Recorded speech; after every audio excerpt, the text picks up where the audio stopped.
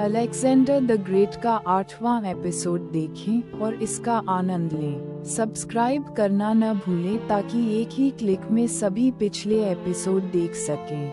Thebes का विद्रोह। जब अलेक्जेंडर उत्तर में अभियान चला रहे थे, तब ग्रीस में अशांति फैल रही थी।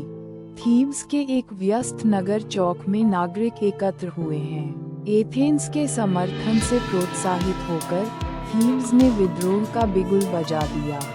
थीब्स के नेता एक ऊंचे मंच पर खड़े होकर जनता को हथियार उठाने के लिए प्रेरित कर रहे हैं। मैसेडोनियन शासन से मुक्ति पाने की चाह में पृष्ठभूमि में एथेनियाई दूतों को थीब्स के सेनापतियों से बातचीत करते देखा जा सकता है। अन्य ग्रीक नगर राज्य हिचकिचा रहे थे, लेकिन थीब्स ने युद्ध करने का निश्चय किया। उन्होंने अलेक्जेंडर के शासन के विरुद्ध विद्रोह का ध्वज फहराया। वातावरण तनावपूर्ण है, दृढ़ निश्चय और विरोध की भावना से भरा हुआ। अलेक्जेंडर की प्रतिक्रिया। थीब्स के विद्रोह की खबर शीघ्र ही अलेक्जेंडर तक पहुंची। पूर्ण युद्ध कवच पहने अलेक्जेंडर विशाल सेना का नेतृत्व करते हुए दक्षिण की ओर निकल पड़े। उनकी अश्वारोही सेना आगे बढ़ती है, पीछे धूल का गुबार उठ रहा है। बिना किसी हिचकिचाहट के उन्होंने अद्भुत गति से अपनी सेना को दक्षिण की ओर अग्रसर किया।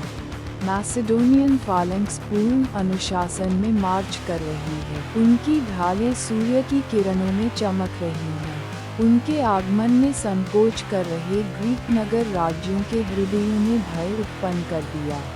दूर से थीब्स दिखाई देता है, मजबूत किलेबंदी में घिरा, पर आत्मसमर्पण करने से इनकार करता हुआ युद्ध की तैयारी में जुटा हुआ।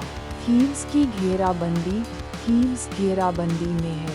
उन्होंने वीरता से युद्ध किया, पर अलेक्जेंडर की श्रेष्ठ सैन्य रणनीति के सामने उनका प्रतिरोध निष्फल रहा। मैसेडोनियन कैटापल्ट नगर की दीवारों पर गोले बरसा रहे हैं। उनकी सेनाएं शहर को घेरे हुए हैं, दीवारें तोड़कर गलियों में प्रवेश कर रही हैं। भाले और ढाल से सुसज्जित थीब्स के योद्धा अपने बचाव की कोशिश कर रहे हैं। अलेक्जेंडर घोड़े पर सवार होकर युद्ध क्षेत्र का निरीक्षण कर रहे हैं, अपनी सेना को सटीक आदेश दे रहे हैं। यद्यपि थीब्स के योद्धाओं ने जी जान से लड़ाई लड़ी, पर मैसेडोनियन सेना निर्दय और अजेय थी। थीब्स नगर गिर गया, उसका प्रतिरोध टूट गया। धुआं और आग से शहर का विनाश दिखाई दे रहा है। मैसेडोनियन सैनिक खंडहर बनी गलियों से गुजरते हुए शहर पर कब्जा कर रहे हैं। निर्णायक कदम उठाते हुए अलेक्जेंडर ने उसके विनाश का आदेश दिया। शहर को जलाकर राख कर दिया गया। थीब्स के नागरिक निराश और कैद या तो मारे गए या दास बना दिए गए। कभी ग्रीस का शक्तिशाली नगर रहा थीब्स अब अस्तित्वहीन था। उसकी भूमि को अन्य बियोशियाई नगरों में बांट दिया गया। अग्रभूमि में अलेक्जेंडर खड़े होकर विनाश को देख रहे हैं, उनके चेहरे पर कोई भाव नहीं। परिणाम और एथेंस का आत्मसमर्पण। एथेंस में एक विशाल प्रासाद में ग्रीक नेताओं की सभा लगी है। थीब्स के पतन की खबर ने उन्हें और पूरे ग्रीस को झकझोर दिया। थीब्स के विनाश का समाचार सुनकर उनके चेहरों पर भय झलक रहा है। एथेंस ने प्रतिरोध की निरर्थकता समझकर आत्मसमर्पण का मार्ग चुना।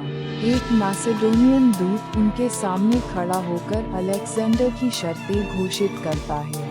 अस्थायी रूप से समस्त ग्रीस में शांति स्थापित हो गई। इसी बीच पेला में अलेक्जेंडर ने ग्रीस के शासन की देखरेख हेतु एंटीपेटर को अपने राजा प्रतिनिधि के रूप में नियुक्त किया।